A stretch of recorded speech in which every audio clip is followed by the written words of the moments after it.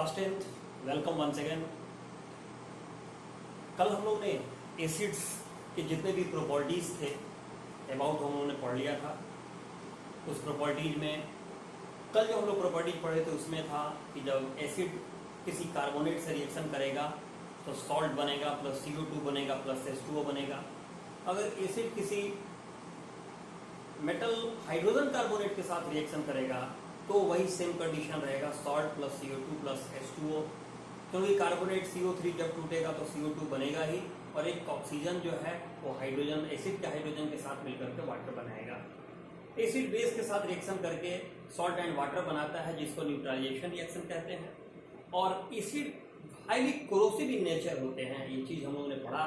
इसमें हमने पढ़ा that is the reason that acids should not be kept in metallic containers. नहीं रखना चाहिए क्योंकि वो उससे रिएक्शन कर लेगा क्विकली और धीरे धीरे एक ऐसा समय आएगा जब उससे रिएक्शन करते करते करते उसको इतना खा जाएगा पूरा का पूरा और वो कंटेनर फूट जाएगा और सारे के सारे एसिड्स बाहर आ जाएंगे। इससे बचाव के लिए हम लोग प्लास्टिक जैसे अनरिएक्टिव चीज के साथ हम लोग रखते हैं या ग्लास में भी रख सकते हैं। अब बात आती है एसिड्स की यूज की। जो मिनरल एसिड है, स्पेशली जो मिनरल एसिड्स हैं उनके बारे में हमें पढ़ना है, क्योंकि मिनरल एसिड की जब बात आएगी तो उसमें ये तीन सबसे इंपॉर्टेंट जो हैं वो एसिड्स हैं जिनके बारे में आपको जानना पड़ेगा। ठीक है, इसके बारे में अगर हम लोग बात करें तो सबसे पहले सल्फ्यूरिक एसिड की हम लोग बात करें। H2SO4 का क्या यूज है? बहुत ज्यादा, इसका इतना यूज है कि इसे हम लोग किंग ऑफ एसिड्स कहते हैं। किंग ऑफ एसिड्स कहां यूज है? तो फर्टिलाइजर बनाने में। किस प्रकार का फर्टिलाइजर बनाने में? तो देखिए, अमोनियम सल्फेट NH4 अमोनियम को बोलते हैं, अमोनियम आयन, SO4 सल्फेट, ये मिलकर क्या बना दिया? Ammonium sulphate. तो अमोनियम सल्फेट जैसे फर्टिलाइजर बनाने में, पेंट्स बनाने में, डाइज बनाने में बहुत सारे केमिकल्स में इसकी जरूरत होती है। प्लास्टिक्स भी बनते हैं, synthetic fibres, detergents, explosives, car batteries, न जाने कितने सारे उपयोग हैं। Due to so many utilization it is called king of acids. इस बात को याद रखना है।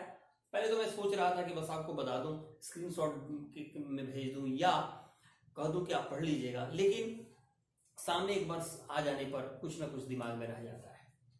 उसके बाद है HNO3 नाइट्रिक एसिड का क्या उपयोग है? तो नाइट्रिक एसिड जो है इसको भी फर्टिलाइजर बनाने में यूज किया जाता है। ठीक है, क्योंकि देखिए नाइट्रोजन ये सबसे इंपॉर्टेंट है प्लांट्स के लिए। जो तीन सबसे इंपॉर्टेंट जो मिनरल है, एलिमेंट है, वो होता है NPK। तो नाइट्रोजन सबसे अधिक मात्रा में उसको चाहिए और सबसे ज्यादा जरूरी होता है नाइट्रोजन, फास्फोरस, पोटेशियम। ये तीन सबसे अहम है। इसीलिए यूरिया के पैकेट पर देखिएगा लिखा होता है NPK। इसके अलावा परसेंटेज भी लिखा रहता है उसमें नाइट्रोजन का कितना ज्यादा परसेंटेज है। तो अमोनियम नाइट्रेट, अमोनियम या नाइट्रेट हो गया, तो अमोनियम नाइट्रेट को बनाने में इसका उपयोग किया जाता है। एक्सप्लोसिव यानी विस्फोटक, किसी चीज को उड़ाने में। तो अच्छी चीज के लिए अगर हम विस्फोट कर रहे हैं तो ठीक है, अदरवाइज दूसरी चीज के लिए विस्फोट करने में इसका उपयोग न करें। TNT एक तरह का मानिए ये एक्सप्लोसिव है। TNT का फुल फॉर्म क्या होता है? तो ट्राई नाइट्रोटोल्यून। तो ट्राई नाइट्रोटोल्यून के लिए इसका उपयोग किया जाता है डाइज में, प्लास्टिक्स में, तो इसका भी बहुत ज्यादा उपयोग है। अब हम बात करते हैं HCl हाइड्रोक्लोरिक एसिड का उपयोग। क्या इसका उपयोग है? तो याद रखिए, बहुत से जैसे देखिए गैल्वेनाइजेशन आप पढ़े हैं। गैल्वेनाइजेशन में क्या होता है? जिंक को आयरन के ऊपर कोटिंग करना है। तो आयरन गंदा भी तो हो सकता है, तो उस गंदगी को, जो चीज उस पर बैठा हुआ है, जो फिल्म उस पर बैठा हुआ है, उस गंदगी को दूर करने के लिए उसको उठा करके हाइड्रोक्लोरिक एसिड में हम डाल दें तो सारा का सारा गंदा को रिमूव कर देगा। तो उस गंदगी को दूर करने के लिए इसलिए कि लिखा भी हुआ है, जैसे देखिए स्टील ऑब्जेक्ट को अगर हम गैल्वेनाइजेशन कराने जा रहे हैं तो पहले उसको हम क्या करें? रिमूव, जितनी भी चीज उस पर बैठे हुए, जो भी फिल्म उस पर है, साइड फिल्म, सबको खत्म करने के लिए। या फिर बड़े बड़े कंपनियों के जो बॉयलर हैं जहां पानी को गर्म किया जाता है, तो वहां पर जो है उसके अंदर भी जैसे पानी में भी बहुत सारा गंदगी होता है, हम लोग पढ़ेंगे आगे चल के हार्ड वाटर और सॉफ्ट वाटर। तो हार्ड वाटर के चलते बहुत सारी इंप्यूरिटीज उसमें होते हैं, वो सब धीरे धीरे धीरे अंदर बैठ जाते हैं। जो गंदगी जो बैठते हैं उनको स्केल्स कहते हैं। तो उस स्केल्स को जैसे मान लीजिए जैसे अब यहाँ पर चीनी मिल है बगल में, तो चीनी मिल का बॉयलर जो है एक समय के बाद क्या होता होगा, जैसे मान लीजिए 4-5 महीने का सीजन है, सीजन खत्म हो गया उसका, सेशन खत्म, अब उसके बाद क्या होगा, तो उसके बाद उसकी सफाई करनी जरूरी है, क्योंकि अंदर गंदगी बैठते चला जाएगा तो अंदर की कैपेसिटी कम हो जाएगी। तो उसको दूर करने के लिए हाइड्रोक्लोरिक एसिड भर दिया जाता है, जिसके चलते वो सारे गंदगी को क्या करता है, आपस में अपने में डिजोल्व कर लेता है, फिर उसको हटा दिया जाता है। इसके अलावा digest of textile, food industry, leather industry, इन सभी चीजों में इन सब का बहुत ज्यादा उपयोग है। तो आप निश्चित रूप से इसका यूटिलाइजेशन बिल्कुल याद रखें। अगर इसका यूटिलाइजेशन प्रॉपरली याद कर लेते हैं तो बहुत ही आसान हो जाएगा। हो सकता है आपको उपयोग 1 नंबर 2 नंबर के लिए जनरली पूछा जाता है, तो आपको यूज जानना होगा। ठीक है, ओके। अब हम लोग स्टार्ट करने जा रहे हैं नेक्स्ट टॉपिक, बेस। ओके, तो आइए देखिए बेस के बारे में हम पढ़ेंगे। तो एसिड, देखिए किसी भी चीज के प्रॉपर्टी को अगर बढ़िया से आप पढ़ लेते हैं तो बहुत आसान होता है याद करना। याद रखिएगा, बहुत इजी चीज है, तो इसको भी ध्यान में रखना है और आपको पढ़ना भी है। तो आइए हमारा नेक्स्ट टॉपिक है base. Base, acid, base and salts chapter का नाम ही है, तो हमें जानना है कि ये बेस है क्या। तो देखिए क्या है base. Bases are the chemicals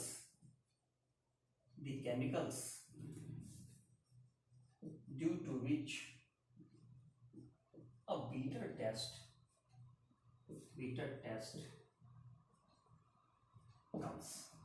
हो गया, समझने के लिए काफी है।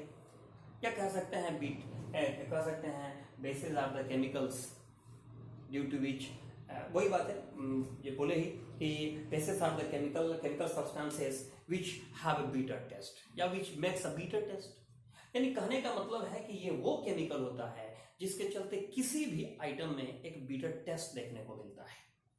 तो बीटा टेस्ट के पीछे अगर कोई केमिकल है तो वह है आपका बेस। बस इतना ध्यान रखना है। इसका एग्जाम्पल हम जान लेते हैं। एग्जाम्पल मेन है, एग्जाम्पल में सोडियम हाइड्रोक्साइड, पोटेशियम हाइड्रोक्साइड, ये सब जुबानी याद होना चाहिए। ठीक है, कैल्शियम हाइड्रोक्साइड, इसके अलावा जो है आपका मैग्नीशियम हाइड्रोक्साइड, हटाइए, बहुत सारा चीज, ये सभी के सभी। अब यहीं पर एक बात हम बता देना चाहते हैं साथ में, और क्या बात है, इसका एक और जो नाम है, NaOH को कहा जाता है कॉस्टिक सोडा, इसको बोला जाता है कॉस्टिक पोटास। एकदम याद रखिएगा, यही वर्ड ज्यादा बार आएगा, तो उस समय कंफ्यूजन नहीं होना है कि ये क्या दे दिया हुआ है, बिल्कुल याद रहना चाहिए। Sodium, caustic soda, caustic potash, ये सभी के सभी बेस हैं। ठीक है, अब यही एक और बात ध्यान देना है, अल्कली। अल्कली देखिए क्या है, अल्कली भी बेस ही, यानी कह सकते हैं bases which can dissolve in water are called alkalis। कोई भी बेस जो पानी में अगर घुल सकता हो, पानी में घुल जाता हो, उस बेस को हम लोग क्या कहेंगे, अल्कली कहेंगे। ठीक है, उसका भी एग्जांपल उन्हीं दोनों को याद रखिएगा, सोडियम हाइड्रोक्साइड को, पोटेशियम हाइड्रोक्साइड को, लगभग ये सारे मेन चीजों के एग्जांपल है, तो उनको एकदम याद रखना है। तो बेस क्या हुआ, वह केमिकल हुआ जिसके चलते बीटा टेस्ट आया, ये आपका क्या कहते हैं, और अल्कली क्या हुआ, तो वह बेस हुआ जो पानी में डिजोल्व हो सकता है। तो मतलब साफ है कि जितने भी अल्कली हैं वो सभी के सभी बेस के एग्जांपल हैं। लेकिन अगर ये पूर्ण रूप से पानी में नहीं घुलता है, ये नहीं घुलता है, इसका मतलब ये तो अल्कली नहीं हुआ। इसका मतलब है सभी के सभी बेस अल्कली नहीं है। तो एकदम याद रखना है, all alkalis are examples of base, या all alkalis are base, but all bases are not alkalis। ठीक है, अब वेरी गुड। अब हमारा टॉपिक है कि इन बेस में होता क्या है, सभी बेसों में what is common in all bases, इस बात को याद रखना है। What is common in all bases, जितने भी बेस हैं उनमें होता क्या है। जैसे हम लोग एसिड के बारे में बात किए थे कि what is common in all acids, तो हम लोग बोले थे कि हाइड्रोजन आयन, यानी कि सारे के सारे एसिड जब डिजोल्व होते हैं वाटर में तो वो हाइड्रोजन आयन बनाते हैं। तो ठीक उसी तरह याद रखिएगा, all bases form hydroxide ion after dissolving in water. अगर वो पानी में घुलेगा तो याद रखिएगा हाइड्रोजन आयन पैदा करेगा। तो एक चीज और है, घुलेगा तब ना, कभी कभी इस पर सवाल देता है, जैसे एसिड का एक सवाल देता है कि ड्राई जो है कोई एसिड अगर ड्राई फॉर्म में है तो उसमें हम लिटमस पेपर डालें तो उसमें तो कलर ही चेंज नहीं हुआ, कैसे चेंज होगा। हम तो पढ़ रहे हैं कि वो वाटर में डिजोल्व होने के बाद हाइड्रोजन आयन पैदा करता है, तो डिजोल्व हुआ है ही नहीं, वो तो ड्राई फॉर्म में है, तो ड्राई फॉर्म में है तो हाइड्रोजन आयन कैसे पैदा करेगा। तो ड्राई नहीं मानता है, सॉल्यूशन होना चाहिए। यानी कह सकते हैं, इस बात को याद रखिएगा, सभी बेस घुलने के बाद वाटर में जब डिजोल्व हो जाएंगे तभी हाइड्रोक्साइड आयन पैदा करेंगे। और एक बात और याद रखना है, more hydroxide ion strong base,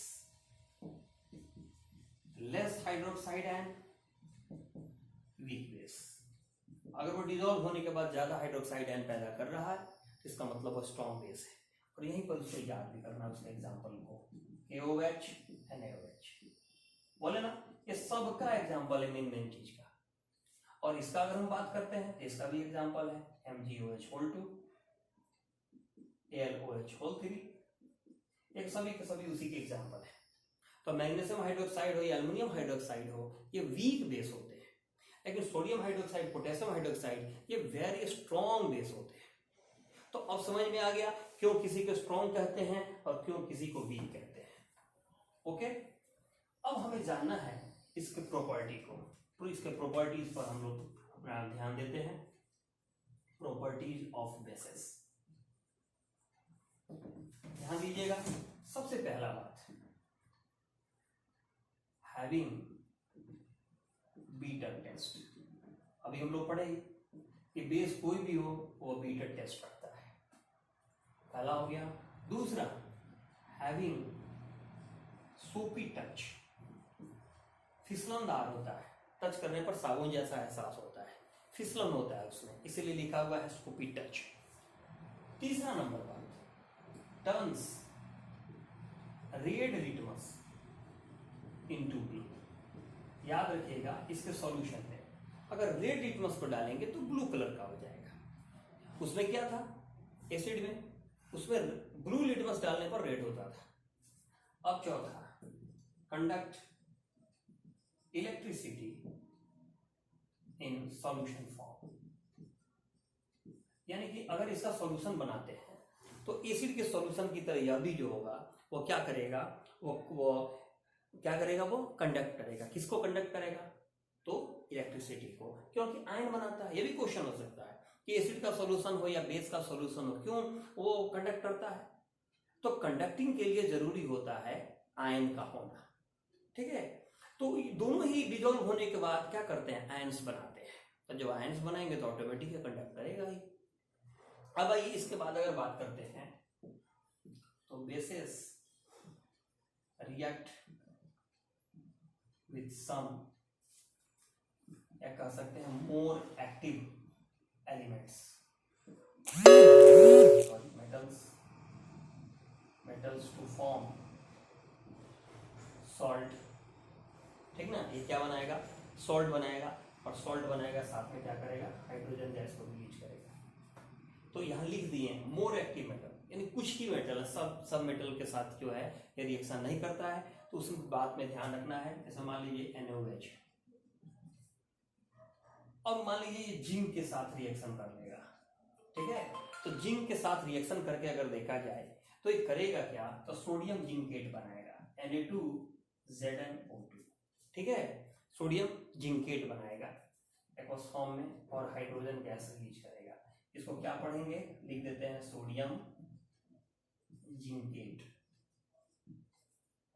इसके बाद अगर बात करते हैं तो जितने भी बेस हैं वो एसिड के साथ रिएक्शन करेंगे तो सॉल्ट बनाएंगे प्लस वाटर बनाएंगे। ये वही चीज है जिसको हम लोग क्या पढ़े थे उसमें, न्यूट्रलाइजेशन रिएक्शन।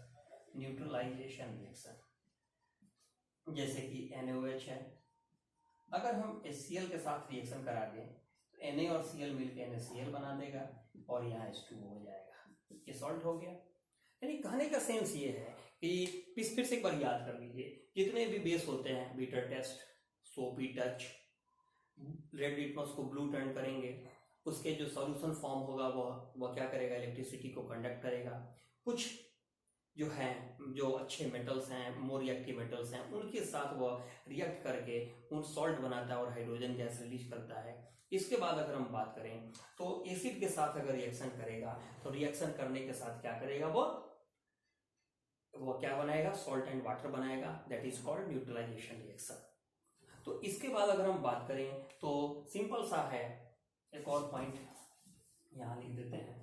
बेस जो होते हैं वो रिएक्ट करते हैं non metal bases plus non metal oxides, यानी नॉन मेटल ऑक्साइड के साथ अगर रिएक्शन करेंगे तो यहाँ भी याद रखिएगा सॉल्ट बनेगा प्लस आपका वाटर बनेगा। जैसे कि एग्जांपल के तौर पर अगर देखा जाए, जैसे मान लीजिए कैल्शियम हाइड्रोक्साइड है, बेस हुआ, अब इसका रिएक्शन करा दीजिए CO2 के साथ, तो रिएक्शन करेगा तो क्या बनाएगा, CaCO3 बनाएगा प्लस ये वाटर बनाएगा, ये सॉल्ट हो गया। तो ये 7 मुख्य बातें हैं जो आपको याद रखनी है, ठीक है।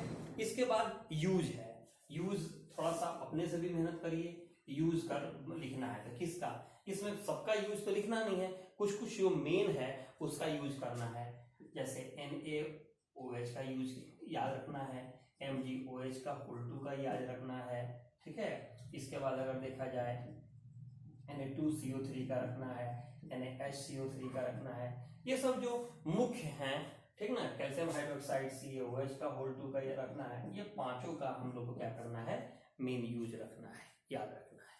ओके, मिलते हैं नेक्स्ट वीडियो में। Okay, bye.